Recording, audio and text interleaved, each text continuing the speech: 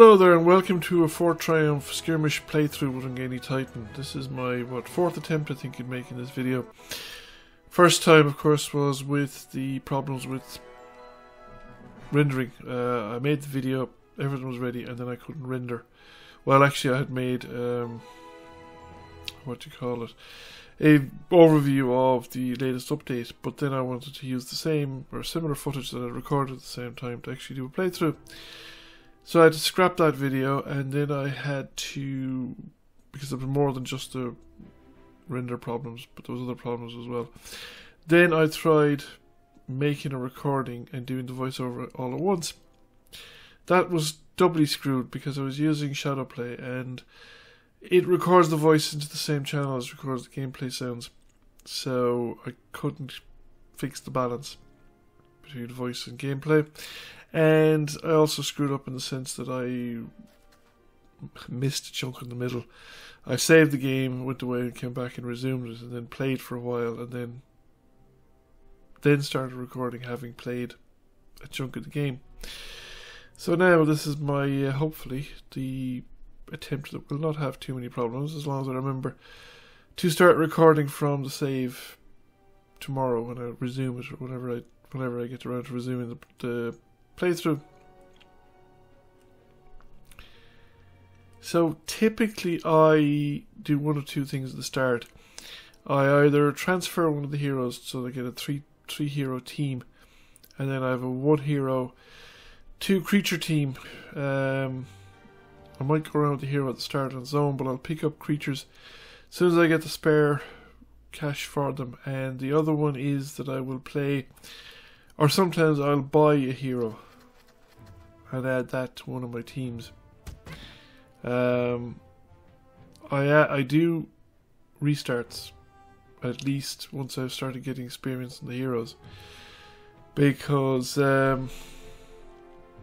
you could play it. I mean, I could play it hardcore with no restarts, but I haven't tried that yet. Really, it's never was my thing actually. I normally don't play these games at Legendary either, but I have started doing it as part of this. Now, I do think that Legendary that the AI is still a bit inadequate, to be honest with you. I will get into that later on. The battles are okay. I mean, I think the AI tactically is a lot better than it was. In fact, it's much, much better than it was. At the beginning, the AI was very poor. Tactically, it was inclined to trigger particularly zone of control attacks a lot, and zone of control on Overwatch, particularly the ranged elements, they kind of moved every turn, so they'd be inclined to trigger Overwatch attacks pretty much every turn. Now they're far more careful about stuff like that, and they don't trigger Overwatch attacks unless they really have to, and they don't generally wander through zone of controls too often, or at least not quite the way they used to anyway. They tend to avoid triggering a zone of control if they can possibly do it. But that said, they will prioritize the squishies, so you will see enemy units going through past the Savage or the Paladin to get at the Ranger or the Wizard, particularly the Wizard. Now, normally when I do my 3-man party, I actually transfer the extra person into the party with the Wizard and leave the Ranger as the one on their own. This is the first time I've done it the other way around. Putting in a 3-person party like that means some of the early fights, particularly the easy fights. I mean, I'm going to pick the easiest fights if I can. Tend to be actually fairly easy. However, once you get into the sort of 3.5, 4 skull fights, they still remain challenging, and probably I think they're high risk. So I tend to try and get the party up as strong as I can before I get involved in those kind of fights. So we're here now. We have reduced them down to 2 stunned goblin skirmishers. And yeah, I suppose I could have gone around the other side and kicked him. The ranger is in, so I move him down there, so the ranger's going to have an easier chance of just picking him off, because I don't really want to hit him to hit back and make a counterattack. And he's now going to use his lift. The human long range lift is great. It's a really powerful ability. So we get an 8+ on this one. And we're back out and we get ourselves a pair of speedy boots. Now, oh, that's nice.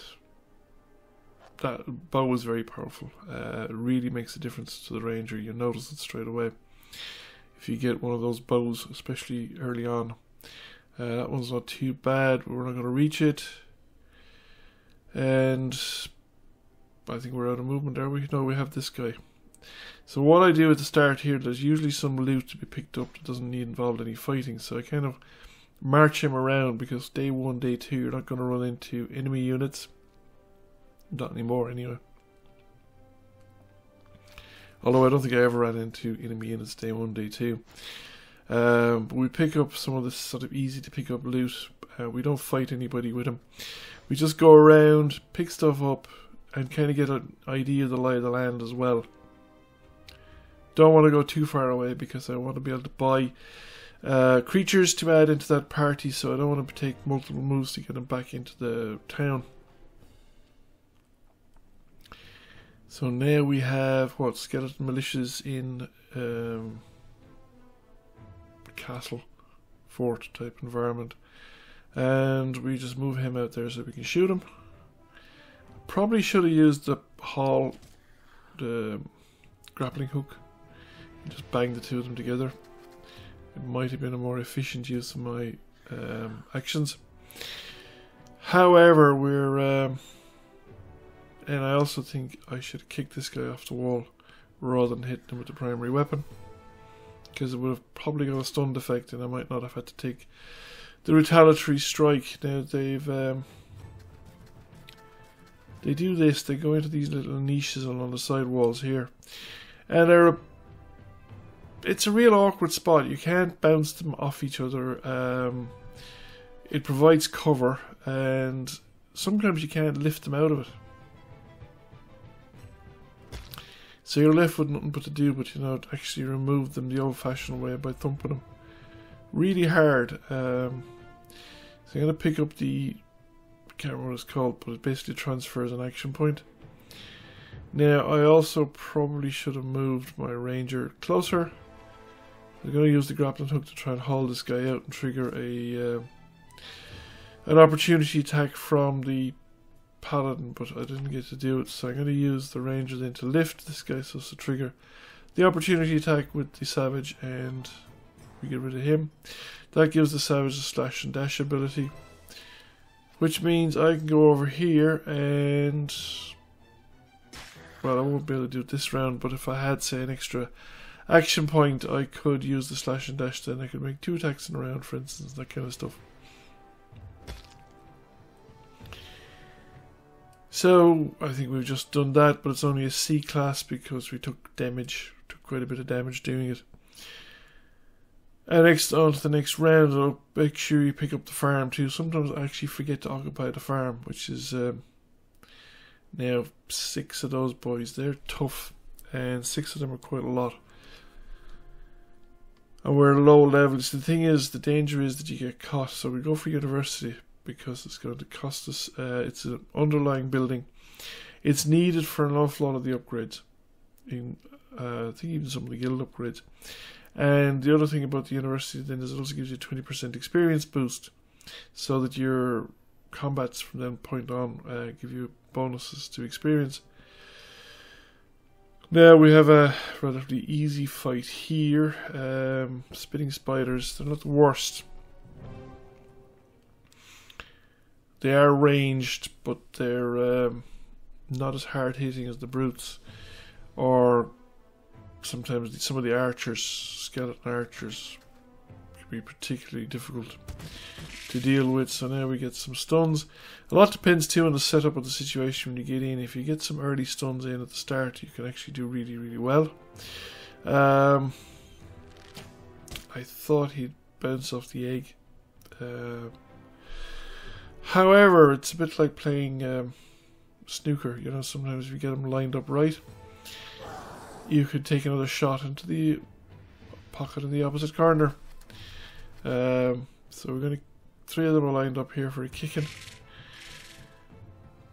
And we've only got 1 then that's unstunned. So we take the ranger into safety, I think. And see here they now start scattering, and that's the problem with them. You need to get as many stunned at the start, but you also need to get them in a position where some of them at least will cluster, so that you can deal with them when they're nearby. Because when they scatter out into the whole map, you can take quite a lot of damage hunting each one down individually. So what do we do here? Can't remember what we did. We finish him off, actually, looks like what I did, and that gets my level up on the... so we go with the Holy Shackles, because it's another 1 action point attack. Doesn't do any damage, but it just holds them in positions, so sometimes you can just say to that fellow, keep away and don't get involved while I finish off the rest of your buddies. There's no point in having the ranger sitting in front of a spitting spider. They can attack it if we can move it into cover. And again, we're going to bounce. No, again, I should have bounced that guy rather than attacked. Paladin takes damage. Paladin takes more damage. Spider's going after the ranger. Ranger takes some damage. And a point blank shot at the savage. So now I don't need to be over here, really. I need to keep these other guys occupied as well. Now, I think, you know, that was probably the right location to go for. That's definitely the wrong location, because you can be shot. You're open to the flank there from where the spitting spider is located, and I have no real cover. But I managed to screw this one up.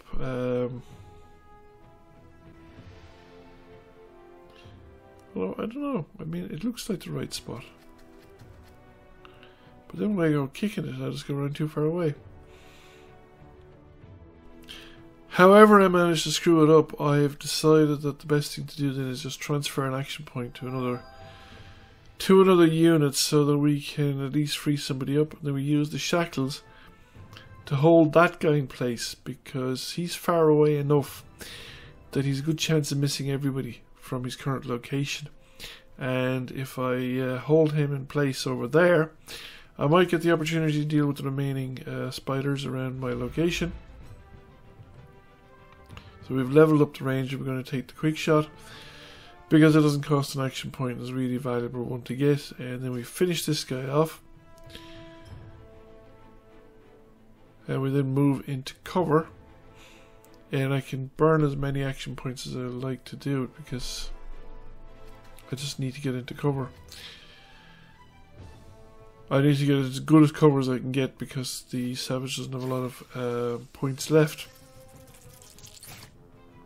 So this guy opens distance to shoot at the paladin, and the paladin now has a move to make. Now this was stupid, really. I just wasn't thinking there, because I should have realised that the pillar is there, the static might is going to fall orthogonally. It's going to fall in a cardinal direction, north, south, east or west. It's not going to fall in a diagonal direction. And the spider that it was hiding behind it was actually hiding in a diagonal direction. So that was not going to actually work or produce anything useful. There's probably better things I could have done in that move rather than the kick that I made at the time. Now I have... there's a new spider on the block. I don't want to really fight him. So I move the savage far away into cover so that the other spider is going to pick up aggro from other people, hopefully. then it won't be me. But I'm not sure if that evade power is worth it. Sometimes, you know, it's better, I suppose. Depends on what you run into, of course, and what kind of terrain you're running into things are. But in forestry terrain or whatever, where you do run into a lot of archers, it's possibly useful if there's going to be a lot of overwatch. But the behavior, I suppose, yeah, they don't. They still do overwatch quite a bit though. So it's basically gives you bonuses against triggered attacks. Now normally I go for experience rather than beat coin in these circumstances, because your party becomes more powerful, obviously, the more experience you get. But in this particular game I actually chose, I think, beat coin mostly over experience, and I think it actually turned out, it certainly turned out no worse, so it's probably not a bad idea. I mean, there is a definite gains and benefits to both approaches. Like, so obviously if you take experience, you'll have a far more powerful set of individuals, but if you take the money, you have a lot more options for your team, your teams, because you'll have purchased upgrades or buildings or whatever.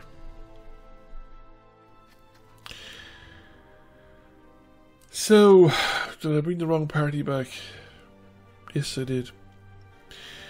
Brought the wrong party back, not the party I wanted to bring back. I wanted the other party. So these guys have to go out again. And this guy comes back because I want to pick up some reinforcements. So we had the Paladin and the Brute, and we have a reasonable strength party now. They won't be able to take on the tougher fights, but they should be able to hold their own, and they could even give a good account of themselves against the kind of average party that I've been seeing in these games from the AI when they arrive in first. Usually the initially arriving parties are actually quite weak, 2 to 3 creatures, quite often of lowish enough levels. So we are now deciding what we're going to do next, and where we're going to go, and who we're going to go with. I really have my eye, of course, on that magic pool. There is not... Sometimes you're on a map and you get loads of magic. I've had up to 17, 20 magic maybe. And other times you go around and there's very little magic. And the thing that I've also noticed, and I don't know whether this is a feature, whether it's meant to be or not, but well, so far, I think I've had maybe 5 playthroughs at Skirmish. So, 3 anyway. 4, no, all of the playthroughs, all of the cavern, the underworld playthroughs, have not had a magic generator location on the map. That is, if you go in, there's no building where they're distilling magic or whatever, whereas you will see them on the surface world maps. The other thing I've noticed is there's a bridge there connecting this territory to another territory, and there's no garrisons on the bridges.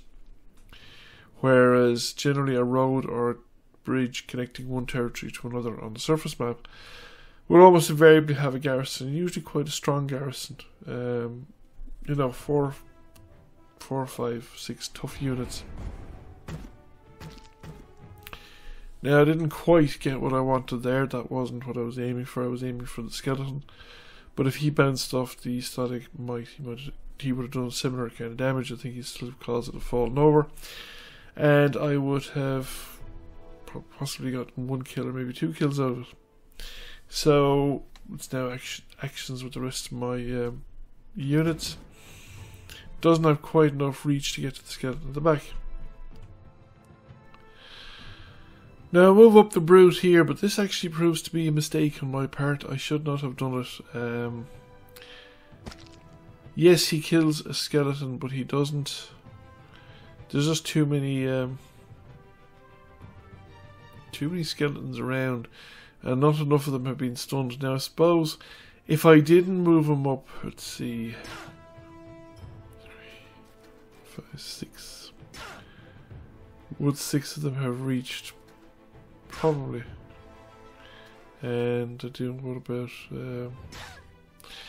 3 points of damage. Yeah, I suppose if I didn't move him up, I'd have lost the paladin. And overall, probably better off losing the brute than the paladin. The brute's easy to replace. It's a relatively cheap unit and strong enough for its cost, but paladin is going to cost me magic and a fairly serious amount of Bitcoin. The other advantage of sacrificing the brute though is that I got 4 of them lined up, which I would not otherwise have, and therefore I wouldn't finish up with 2 dead, 2 stunned, and effectively only 2. One of them really in play. We take the free bolster, which is a brace, effectively that doesn't cost action points, and then we brace. So that will reduce the remaining effective damage, and the only 2 guys this guy can't reach. So no more, only one person could damage him, reach them. So now it's a question of getting rid of enough of these people before they start whittling my units down. So the wizard is going to have to step into the farming line and start making use of the lift in order to get the attack of opportunity. I only get the 1. We're now down to 3 skeletons, and we move the wizard back away because he is actually in a bit of bother. We need to stun the most skeletons we can manage, so there's those 2. We managed to kill one. One of them still stays on his feet, and there's one guy still dangerous. So the skeleton goes up, this guy hits me. Now it's everybody's got to finish things off as they stand. So point blank range, magic missile does the job, and I think he's just going to hit him. And he's going to hit him at point blank range as well. So this is a B level entry, a B level clearance. There's the bridge, no sign of a garrison on it. So you're free to move across. And I've seen this every time, so we get a nice shield. That's a nice shield, because remember that actually has a decent chance of negating damage and things like that. But yes, there's no border garrisons, which of course makes it easier for the AI, because normally the AI has to break through the border garrison, although sometimes I have broken through the border garrison myself when I have felt that I had high enough level party to sort of basically deal with whatever was coming. Rightio, archers, 3 of them. Archers can be messy. If they, depends on the way they're set up, if they're anyway close together at the start, actually we're quite fortunate, they're all close together, and there's 2 of them in a row, so roll on whirlwind. So 2 archers stunned. That really takes the pressure off, and then I can have a long range telekinesis, which is kind of basically a long range lift that only the wizard gets, and we come over here and we kick the, what you call it, into the militiaman, and I'm left with a non-stun spider. So he's taking a chunk out of my paladin. So here you see where the archers can get messy, because one crowd's gone one way, the other crowd's gone the other way. Now I'm fortunate that the 2 of the skeletons are together. The wizard can't really take on 2 skeletons. So we move over to here and we attempt to get the electric whatever it is, but we missed. And I could go over that way, but I think it's more useful to bring him down. Here I'm going to pretty much guaranteed from one of them to get an attack of opportunity as they leave the zone of control. Because the other guy is going to attack the wizard. Or possibly the spider. I'm just putting one there to guard my flank. Spider attacks the wizard. Skeleton comes out and it's wizard or spider, so he attacks the spider, or the wizard rather. This guy triggers the attack of opportunity, but he goes in for the spider and misses. And this guy goes into his hiding, because he has, whatever. Now I can't counterattack from there because I'm directly adjacent to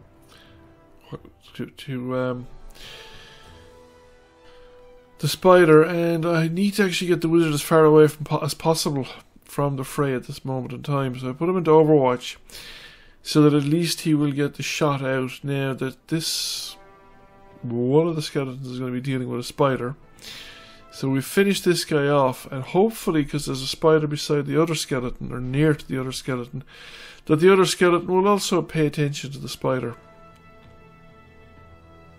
Now, I'll take the Holy Shackles, but I don't have the points to use them. Now, actually, that was a good thing there that the wizard missed, really. It was just as well he missed that spider, because it was more useful to the spider attack the skeleton, means the skeleton was more likely to counterattack onto the spider, seeing that as the more immediate threat. And this guy's the same way. The only thing he really sees is the spider, so he sees that as his immediate threat as well. So now I can go into try the electric loop again. It doesn't work actually, but I'm going to go into a hidey hole because I've only got one hit point and I can't afford to really hang around here. Now the other skeleton won't be able to see my wizard, I don't think.